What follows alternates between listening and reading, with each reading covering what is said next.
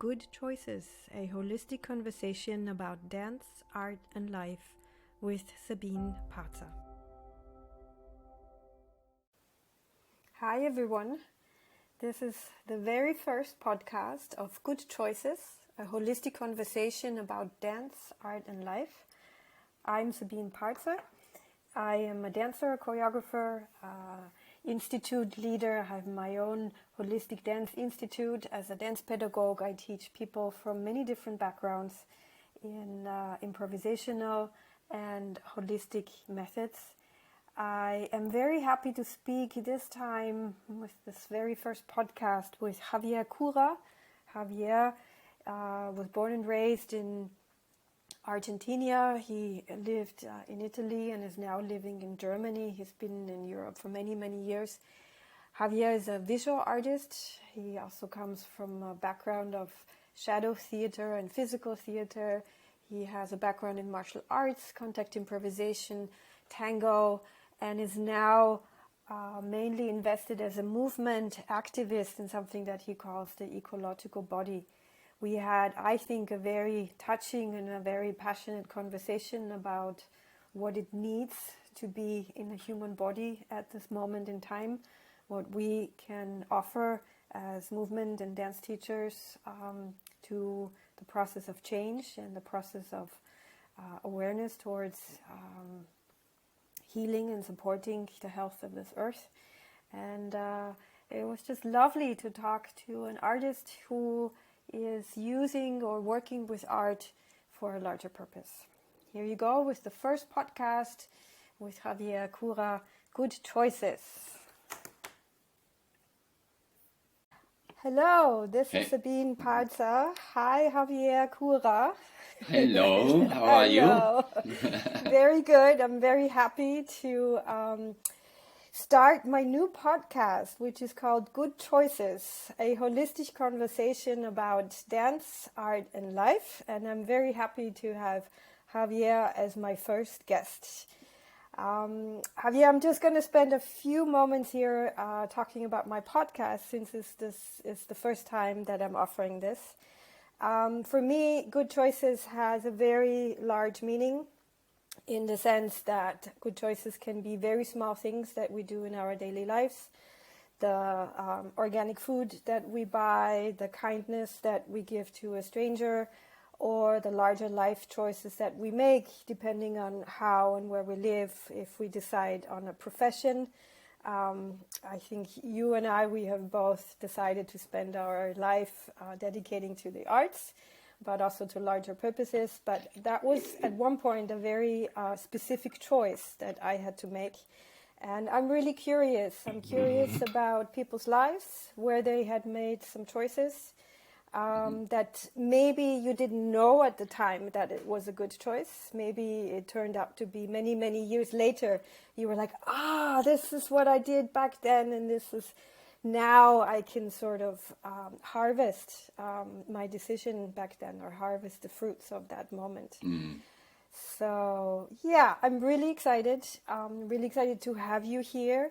Part of my choice to ask you to be my first guest is your versatility in terms of your artistry, but also your interest or your activism. Yeah, you call yourself a movement activist, and I'm really interested to hear more about that. So, hello. Hello, thank you. So nice to see you. One of the wonders of technology. Yeah. Yes, it is, definitely. So I'm just going to spend a short moment introducing you. I have a few words that describe you.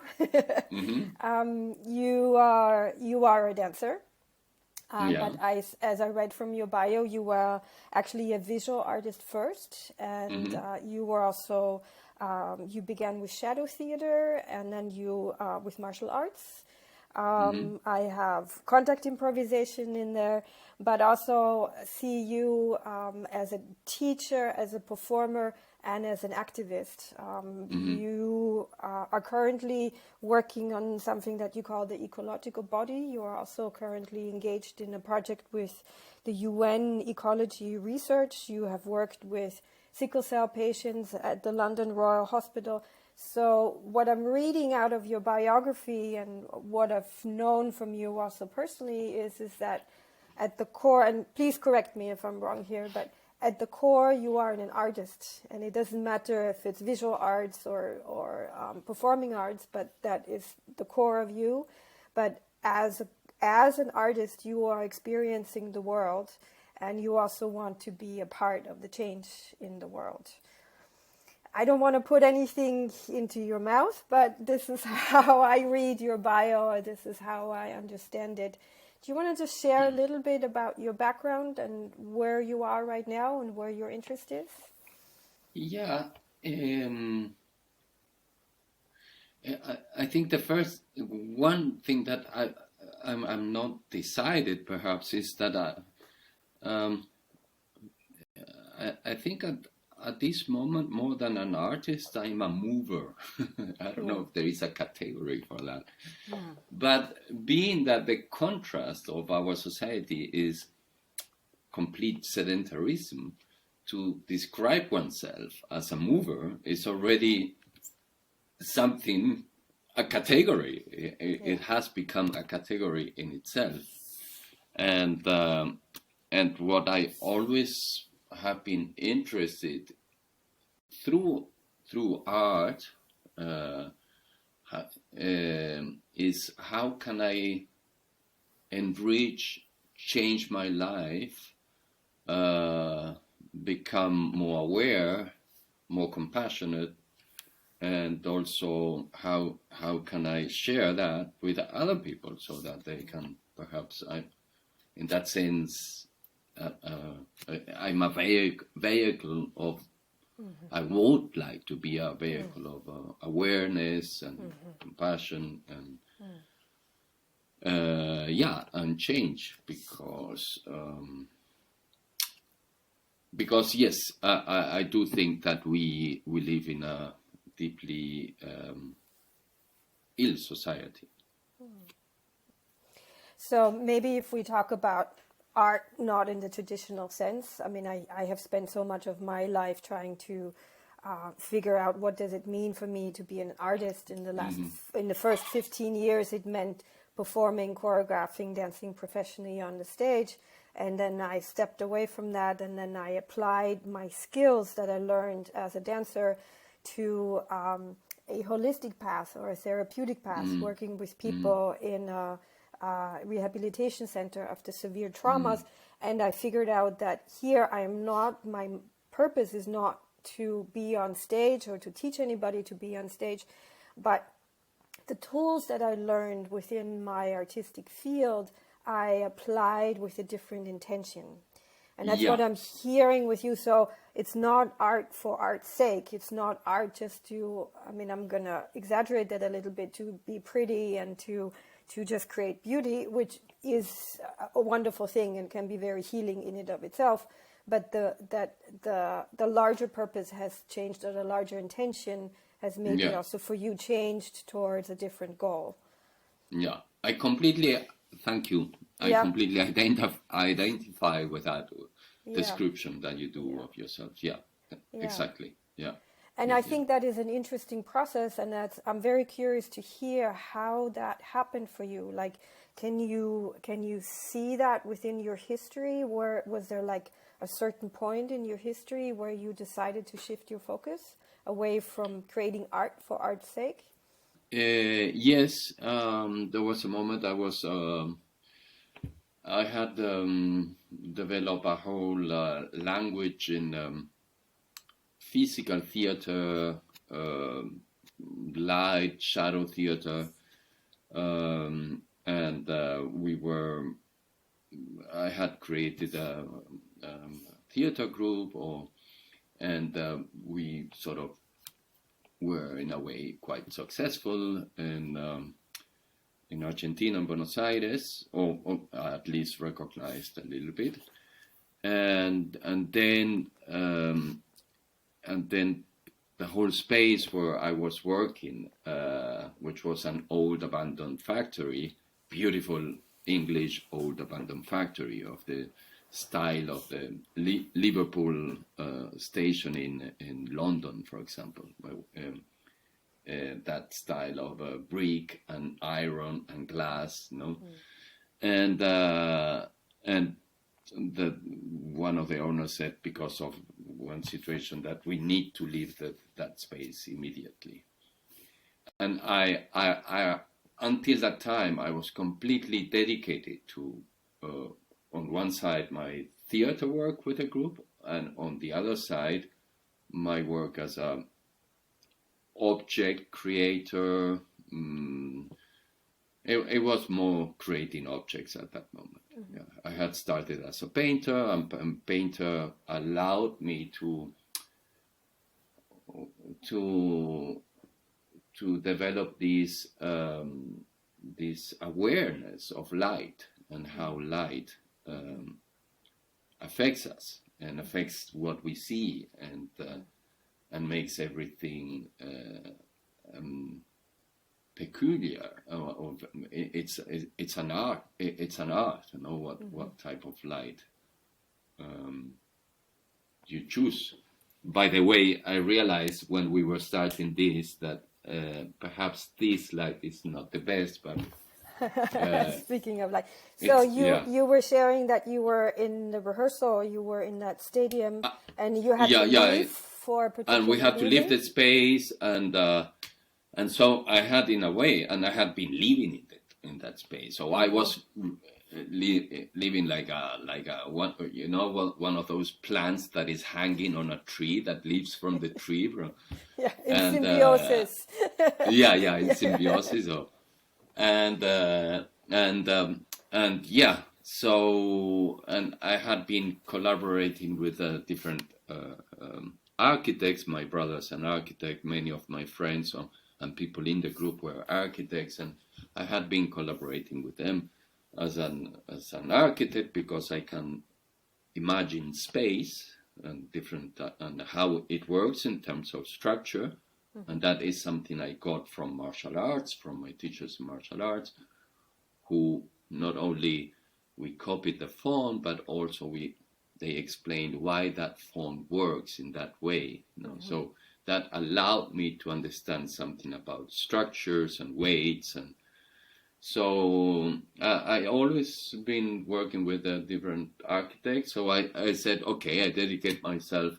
I would like to become a sort of half day architect and half day artist. And we present with a friend of mine who was an official architect. We present ourselves to a sort of an award to construct, design, and construct a restaurant, and we won it. And then it was a beautiful design and whatever, but the work was so amazingly stressful to be an architect in Argentina. One thing is to design it, and the other thing is to actually deal with the concrete thing of doing the thing. Yeah. So after that experience, I said, forget it, and I moved into a place where I could have where I construct an old house in Buenos Aires, where I constructed my studio, where I wanted to rehearse there initially, and I constructed an atelier in this house where I could also do my artwork, and then I gradually decided, okay, I will. This was a turning point, I think. So I want to dedicate my life to what I enjoy doing, and what I enjoy doing is moving a lot, and not so much having to deal with actors and actresses. I was in a crisis in that moment with all the relational aspect of the theater. So I started to share what I knew about expression and about martial arts, and I had been a yoga practitioner, first with friends, and then I noticed that it worked, and I could go further. So I opened that circle to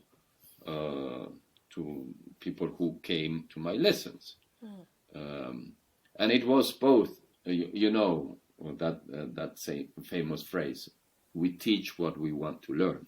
Yes. Yes. So I started doing that with humbleness, but with clarity. This is to a certain point. I can teach what I I already know, and continue studying and learning. Would you say maybe as a summary of that story of the turning point, that maybe your experience was about having or enjoying the immediacy of your results more than having to create something that needs so much construction or so much directing and so much funding and so much production? That as a teacher, you put something out and you have an immediate response. Is that something you can relate to? Completely. Fantastic. Yeah. You take... I don't know if you should do an interview to myself. Maybe you can, because I completely identify with that. Well, I can so relate to that. I mean, we're both improvisers and we're both teachers. And I mean, I spent so many years on stage, both learning the choreography of somebody else, but also producing my own work. And there's such a delay, of... And I think part of what I really enjoy about, having sort of established myself within my work is really to choose, okay, I can choose to dive into more depth if I want to produce something. Like I produced my card set, for instance, and that was a lot of work. But, and it's a product that I can sort of pass on, but it's my choice whether I want to spend so much time on production, or even creating a new website is something, that takes a lot of energy, and of course it has a marketing purpose, so you kind of need to do that.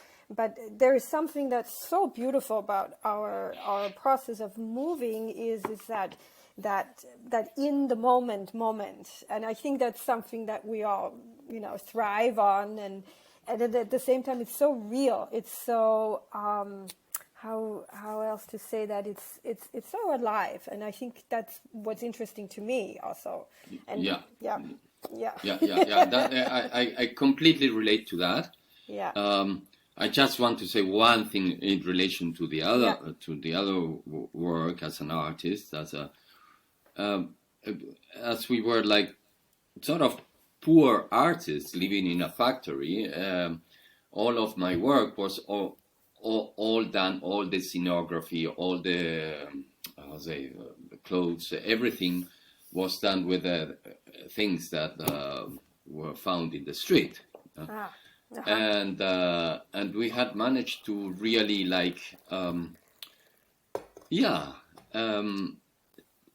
with a lot of care and giving value to this rubbish, transform it in something amazing. And I remember one of our last trips as a theater group was to a place, a city down in Argentina, and this theater place was nearby a shanty town, or sort of shanty town. And at the beginning, the kids from the shanty town came, and they were sort of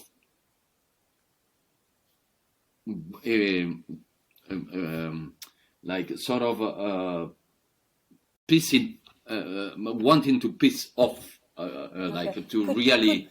Could you explain to me and to the listeners what a shanty town is? For example, they would come. We were like preparing, reconstructing the whole scenography. And they would open the door of the.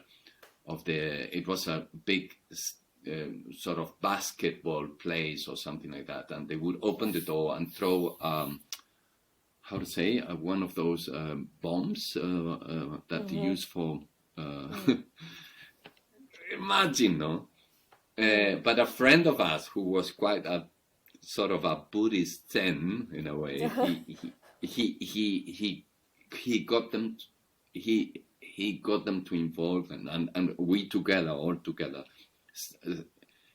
brought them in so that they could see, they could help us, and they could experience with their body what we were doing. And yes, and it was like the scenography was done lots with telephone guides, papers put together, old pans, coats, old pieces of chairs, wheels, like. And then 2 days later, or 1 or 2 days later, after preparing the whole stuff, we invited them to the show. They were like special guests, like 15, 20 of them. And they couldn't believe what they could see. What did they see? What did they saw? What they saw. So you had an impact on them, is that? Yeah. At the end, the best critic I remember, we had many press critics and things like that, blah, blah, blah. I cannot remember any of them. But the best critic was of one young guy, maybe a young adolescent, who said, "It's beautiful because you, with all this rubbish, you managed to make something beautiful." And that was... And you touched people. You touched people from different social backgrounds, not just people who came to be an audience, but the kids off the street, right? You invited them into your world, and something shifted within them that they could experience a new, maybe a little bit, but a new view of the world. Yeah, but also a very practical thing, because they saw it was rubbish. What our society considers as rubbish, and if treated with care and with love, you can also use it in another way, and that becomes another thing. And so I think that was, especially for these kids, that was an enormous life lesson. And it was enormous also to receive from them that life lesson that they can, the way they value it. So I would like to make a segue, because it's a perfect point. First, into my main interest in this podcast, which is good choices. And maybe a good choice at that moment was to work with the material that was there, that was honest, available, or that was rubbish, but to create something new and beautiful out of that. But it also sounds like a good choice not to send those kids away, but to have a conversation and to invite them into your world. So to make a segue into your work with the ecological body, I would like, if it's okay with you, I would like to read a quote from an article in a book that our colleague Martin Keogh, he assembled this book, Hope Beneath Our Feet. I'm just going to post it right here. Hope? What? Hope beneath our feet. Yeah. He calls it Restoring Our Place in the Natural World. He published it quite a long time ago, I think about 10 years ago. And I would just like to make the segue also to your work. And again, to me, it's about making choices. So this is an article by Nala Wala, and it's called Body as Place, a Somatic Guide to Re-Indigenation. I hope I pronounced that correctly. But she writes, aligning with our bodies may seem to be a small contribution, but since our habitual denial of the body lies at the root of our mistreatment of the earth, these small ripples eventually become a sea change that affects the entire world. Yeah. It's touching, right? Yeah. It's like so, that, and this is, sorry. No, go ahead. I mean, my question is how do you respond to that? What's at the core of your ecological body? How do you see our relationship to our body as being in relationship to the earth, and how can we as dance teachers or as movement teachers, how can we contribute to reconnecting? How do you do it? What's your intention? Yeah. So and reconnecting to what you had said before, being able to teach and to share my experience and in a way my knowledge allowed me to see the results directly. And the results I wanted to see was obviously what I wanted to work in my body. Yeah. And because it didn't came Nalawala, I think I heard her before. It didn't become like that for me. It became like how to contribute, and then after many years, and there I could see how I could contribute with the changes, with a more healthier change in each one's way of living, and that was amazing, like surprising. I can tell you so many different anecdotes of that. I remember once in Italy, a woman that had been abused when she was a child. So she had a very conflicting relation with her body, and through doing contact in a very encompassing and compassionate way, and allowing distances to happen, and expression. But because for me contact is I'm not very interested in the language in itself. I'm more interested in the expression, what happens when we contact ourselves and others. Are you, just to be clear, also for our listeners, when you talk about contact, you're talking about the form of contact improvisation? Yeah. Okay. Yeah, the language of the language. Yeah, and in the end, this woman who was helping her family business of selling vegetables and fruits and things like that, it was quite an important business, gradually shifted into a shiatsu practitioner.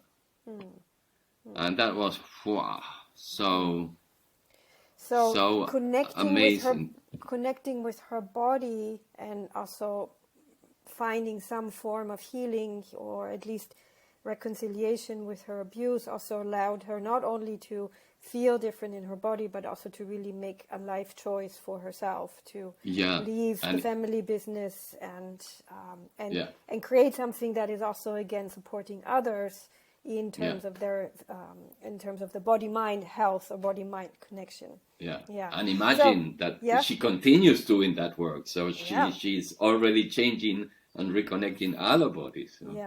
So if I'm not a dancer, if I don't know anything about somatic work or contact improvisation, and I would come and be interested maybe in movement, or I'm interested even in a ecological work, how can I imagine your workshop? What is it that you actually like?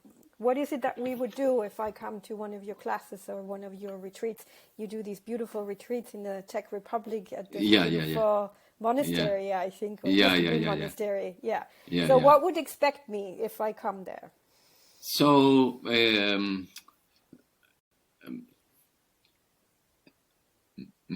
to move. But to move, and to move with awareness of what do we need as animals, as beings, as creatures of this earth, as sons and daughters of this earth. And it's not metaphoric, it's real, no? That we are creatures. Obviously all of these makes us completely forget about our belonging, but we belong to earth. This is where we belong. And becoming gradually aware that we have been designed through 4 million years of evolution, which means movement, to move, and that has that has created this amazing brain that we have.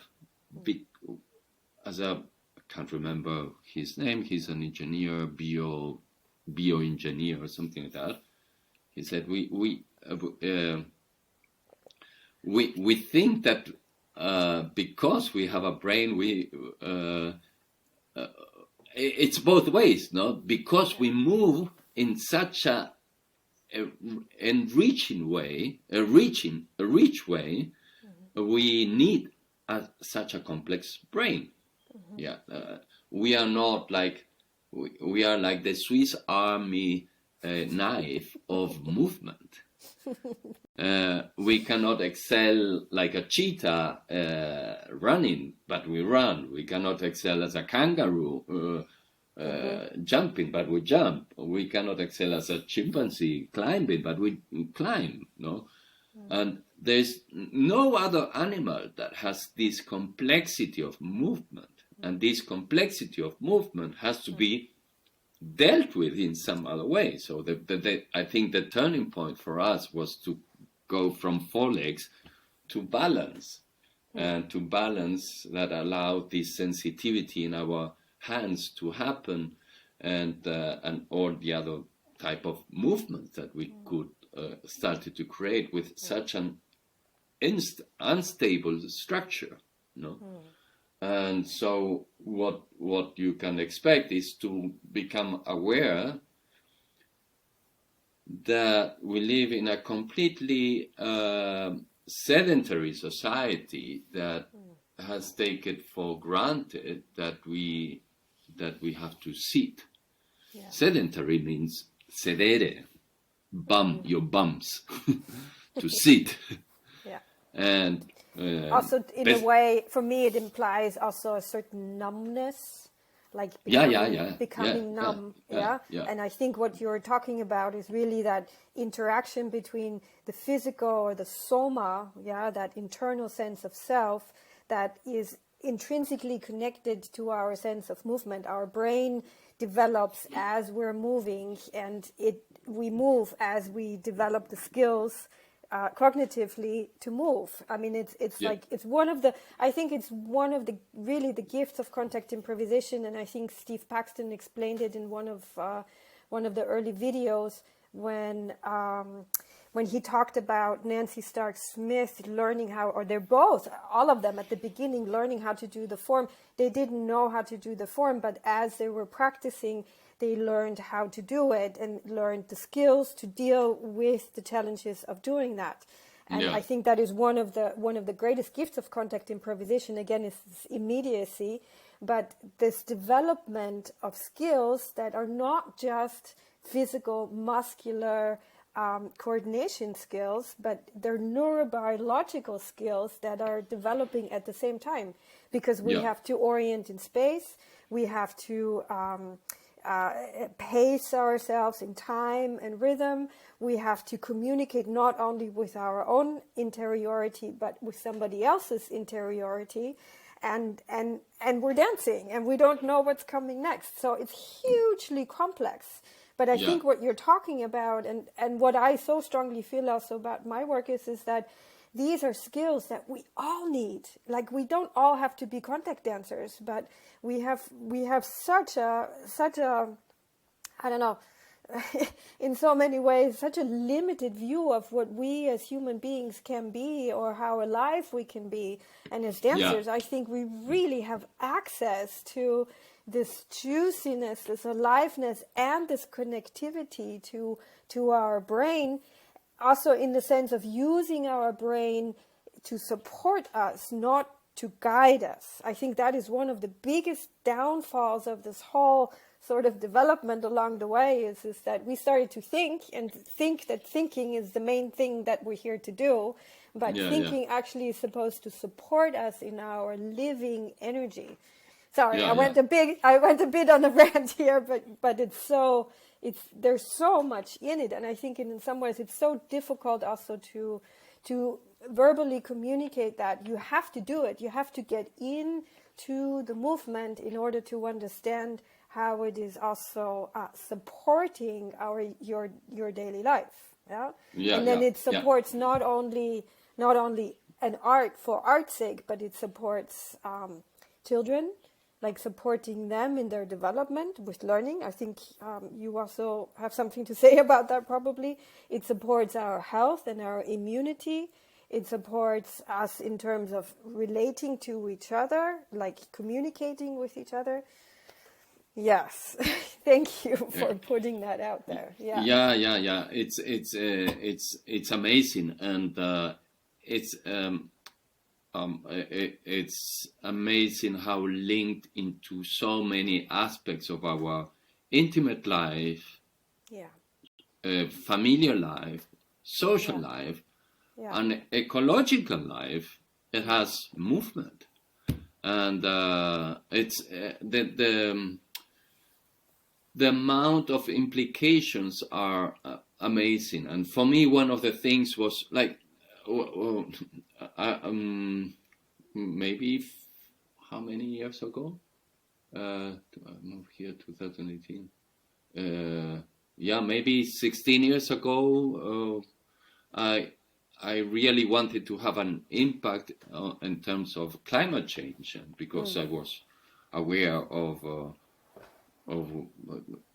that we are destroying our planet in our way of living, and I always felt like really awful grabbing a airplane to go and give a workshop and talk about ecology. So I started to not take it. I wasn't aware at the beginning, so I started, at least in Europe, not to take any airplane and travel by trains. Problem was that gradually they started to cancel all the night trains, so that was very difficult. But all the same, at the time I did it, and when it was impossible not to do it, I had to travel to San Francisco to give a workshop. I asked the organizers, please, let's calculate the carbon imprint of this trip, and at least we are responsible of planting the trees that would be equivalent of my carbon imprint. And when it was impossible to do it. Going back to the work, so what I wanted to do is, how could I, through my work, have an impact? Have an impact in climate change. And one of the discoveries was reading about this French doctor that was traveling with Napoleon in his campaigns. And this doctor discovered, or started to suspect, that the people outside Paris, in the countrysides, in the periphery, in Egypt or whatever, were much more healthier than the people in urban settings. So they started to collect. And this is in the time of Napoleon, right? Napoleon, we're not talking. We're not talking about contemporary life now. No. This is amazing. Like, because long time ago. It's only in 2005 or something like that the American Psychiatrist Association recognized that moving your body is good for your mental health. In 2005. In 2005, you like, where have you been? With what do you think? Yes. Yeah. With what type of treatment are you doing? It's surprising. 2005, there is these expressions in mens sana, corpore sano, in corpore sanum or sanus, mens san. In healthy body, a healthy mind. And this is from the Romans, and they took it from the Greeks. or the whole philosophy was also centered on moving on your life, and they would be walking and thinking and chatting, and there was a whole honor of the movement. So going back to the French doctor, this French doctor, so they started. He was one of the main scientists in the Napoleon environment, so they started to collect all the information, data all through the empire, and comparing the data, they came to understand that there is what they started to call diseases of civilization, and that means, and then this concept of diseases of civilization became now diseases of affluency.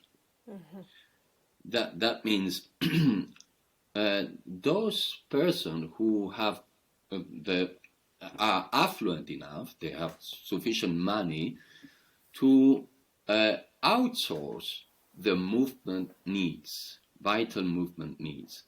So that means that I pay for someone to grow my food, or to hunt my food, or to gather my food. I pay for someone to do my shelter. I pay for someone or something, an energy, to move around my city or it is. So either it is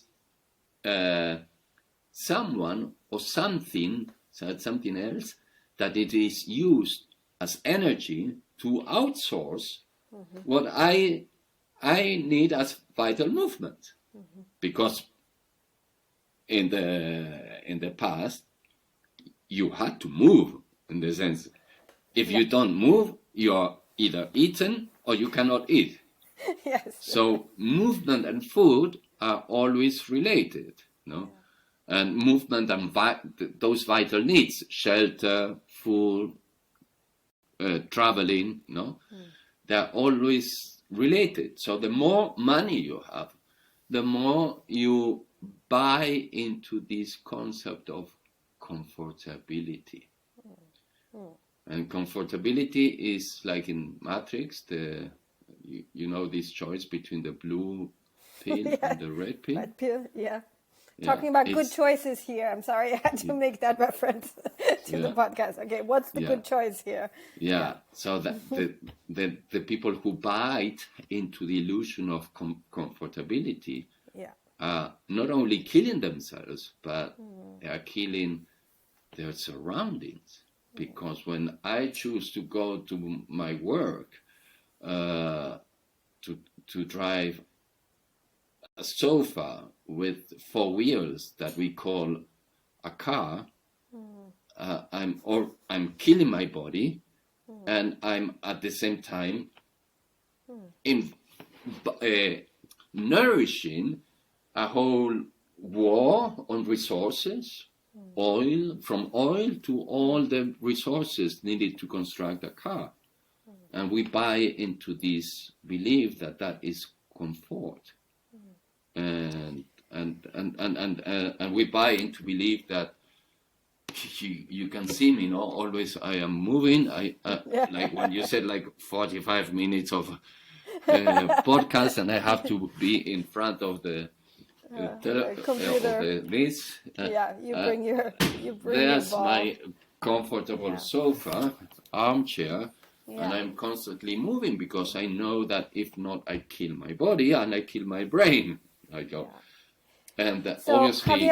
Javier, so we're going to have to wrap it up soon. But I think to just sum it up a little bit, I think I would also just insert here that, again, in the same book from Martin Keogh, Ian McCallum, who is a psychiatrist, he talks about ecological amnesia. He talks about a sense of loss not knowing where we come from and where we belong to. Yeah, and it's really also emerging as a recognition within the psychiatric field that we lose any sense of where we come from. Yeah, that we are, and then that we are, like you said earlier, we're not just inhabiting the earth, we are part of the earth. Yeah, and part of the work that I think we both, in different ways, but that we both do, is getting a sense of it. Yeah, not just understanding it intellectually by doing the research, but actually sensing it, sensing my breath, sensing the different systems within my body, sensing, even if it's possible, sensing cellular information or body memory that comes up, or a sense of having an animal body, having a sense of aliveness within myself that is not something that I could have even created in this lifetime. Yeah. So this sort of in-depth study of working with the body is really an in-depth study of where do we belong. Yeah. And I think, maybe just to wrap this up, this is my last question to you, is I think part of what's really helping me also in these really amazingly confusing times during the pandemic and during all these different restrictions and how to deal with something so threatening on so many different levels, is to work with my body and to work with my center and to work with the moment. Yeah, I think so much of what's happening also is that we get so caught up into what if and and into these constructions, that when I do my work, when I teach, when I work with my center, I am here. I'm here in this moment, and I'm here in my body, and it just gives me much more ability to be present with what's here right now, and less invested in the fear of what might come, or in the fear of what, all that information that's out there, if it's real or if it's not real, and all of that. So my last question to you is, what can we do? What can I do? What can you do? What can we as movers do to support ourselves in these times?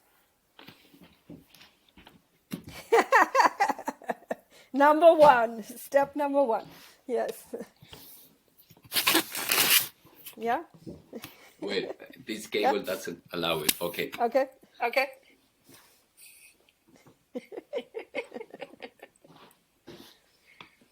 No. The first thing is to create a context that allows us to move. Yeah. And we have the concept that I've done 6 hours, 8 hours of work, and then I go to a yoga lesson or a contact jam, and I find it that you're destroying your body. How you spend 6 hours, 8 hours in front of a computer, and then you think that you can lift 75 kilos of a man, 95 kilos of a man, like nothing. Mm-hmm. Like, you're crazy. We are like, even contact improvisation can destroy your own body. So the first thing for me is to, or yoga. Then I have a friend who's an architect, and he has a displaced vertebra because, he worked 8 hours in front of a computer and then went to yoga lesson, and the yoga teacher taught him to go over his whatever and displaced vertebrae. If you are 8 hours doing something, your body molds its process. It's a process called mechanotransduction. Your body molds to what you are giving it. So when I stand up, I still have my chair in my body. I've been look what happens if I do 8 hours of that. I would have a bicep like that. No? So if you spend 8 hours with a chair, you will have invisibly the chair in your body. You're carrying your chair everywhere, and that has an impact in the whole world again. So the first thing is to change your your context, and by context meaning your intimate context. So I designed this space where I put that's my bed upstairs. It's not my cage. I'm not in a cage, but happily I had this, and I have a place where to hang, because to do this movement is completely necessary. It's not that we tend to think that movement is something like a subsidiary or something. It's an optional. It's an optional. It's not an optional. We are designed by movement, and that's going back to the French doctor. The diseases that are created are very serious diseases, from Alzheimer, cancers, osteoporosis, depressions, anxiety, so many, like in so many levels. Plus the fact that I using the energy of someone else, and that means different forms of colonialism, because the banana gatherer out there is paid nothing, horrendously, or different ways of energy expenditure, like oil, gas, whatsoever. So at least, I'm not saying I started praising technology, but what I'm saying, because it is a wonderful thing on one side, but at the same time, this technology must make us aware, as the 2005 declaration of the American Association of Psychiatrists, of what we need as human beings. And if we multiply all these little movements, and I have three places where I work here. Like, one is standing there, one is sitting here, and the other one sitting in a smaller table on the floor. I have no chairs in my house. I put off all the chairs in my house. The shoes I use, the clothes I use, those are the contexts that create movement. And so what I try to do is involve movement every day, in every moment of my life. I always talk about it as dancing in the kitchen. For me, when I cook, and I mean, I had a pivotal moment in my life also where I had stopped dancing for many years, and then I started dancing again as I was cooking, because I was listening to Kate Bush's new album, and she touched me so deeply that there was nothing else I could do but then to start moving and dancing in the kitchen. And that's my catchphrase. Is I even wrote a blog about it. Is dancing in the kitchen. And so, yeah. And this is what I mean. After a while, your body starts to ask for it. Yes. And the worst thing is when we get completely numb, and there is a whole tradition and the whole education. Now I kick the ball out. Because after a while, your body starts to ask you, please move me, take me out of this cage, make my eyes go further than 60 centimeters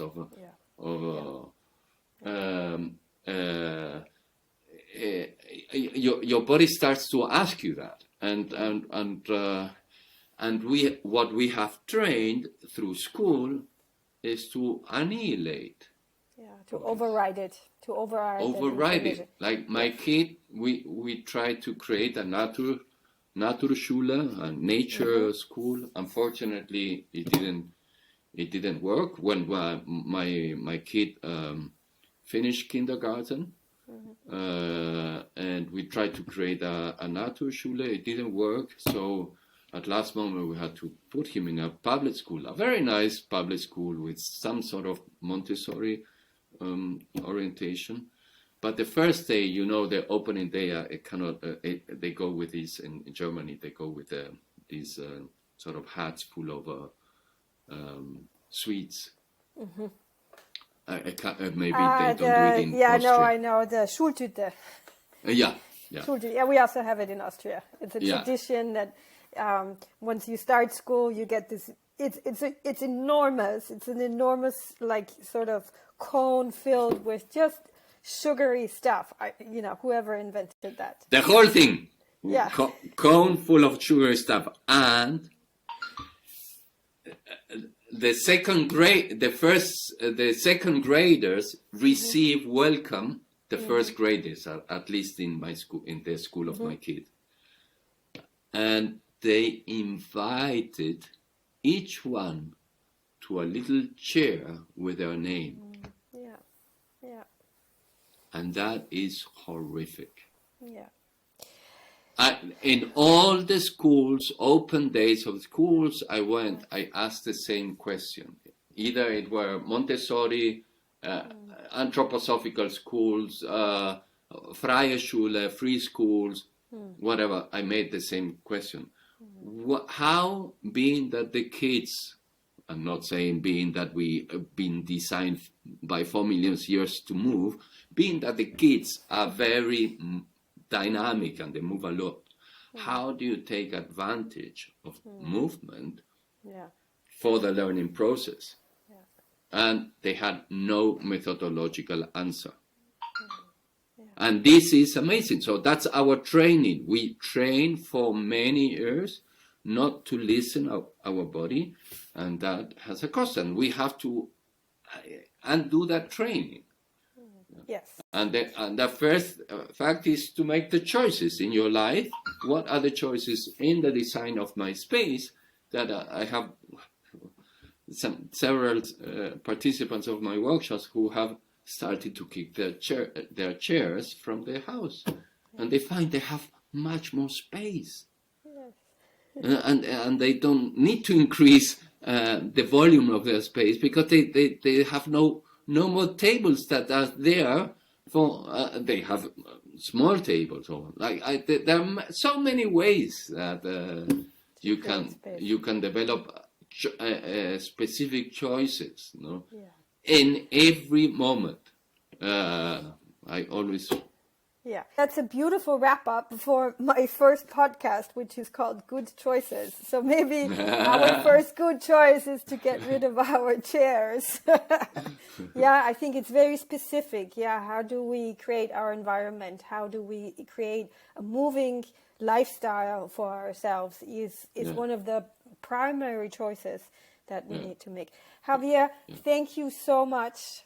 Thank you. I know that we could talk for hours. I think we have a lot in common. I think we could have gone in many different directions, and maybe we just do it another time for another podcast. So thank you very much. I appreciate your passion. I think that's what I really feel is your passion, and it's about your way of life, and it's about your teaching, and it's about change. So thank you very much. Yeah, thank you, Sabine. It's so nice that at least we meet in this way. Yeah. And I think that what you are proposing is fantastic. I hope that there is people who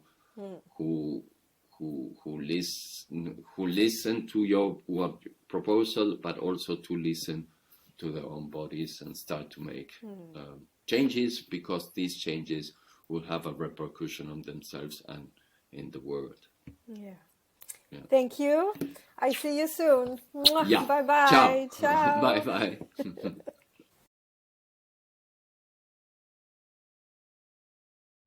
If you would like to know more about holistic dance and the Holistic Dance Institute, please visit us at our website www.holistic-dance.at.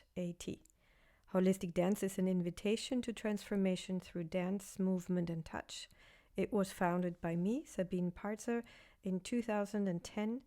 It is a mix of different methods, a dynamic cross-method approach from dance pedagogical, dance and body therapeutic, systemic and holistic methods. We offer authentic movement, integrative contact improvisation, somatics and applied anatomy, improvisation, ecosomatics, and many more elements. I offer holistic dance workshops, I offer single sessions, I offer teachers trainings, embodiment trainings, advanced teachers tracks, year groups, and retreats. I would be very happy to see you at one of our events. And if you have any questions, please write me an email.